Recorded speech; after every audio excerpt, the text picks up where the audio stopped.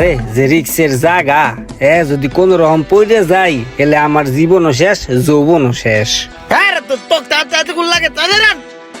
আরে বেটা, যদি পড়ে যাই, সে কাম করতে যদি পড়ে যাই, ওরে মারে গেলাম রে।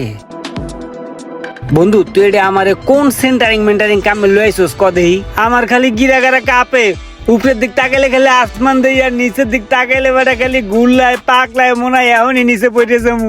তুই আমার একটা অন্য কামের ব্যবস্থা করে দে বন্ধু, আমার এই সেন্টারিং মেন্টারিং ভালো লাগে না। চল সেন্টারিং এর কাম সাদে। এখন তোর কোন কাম দিমু? মাটি কাটবি? মাটি কাটার কাম দিমু? তাহলে তুই এক কাম কর, তুই রিক্সা চালা। রিক্সা চালাবি আর সবুজ গাছ গাছলা দেখবি, তোর ভালো থাকবে। যা।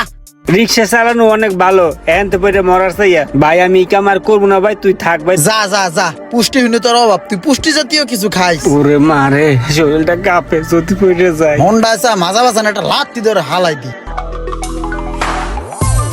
ওই মামা, দূরে ঝালমুড়ি দাও তো।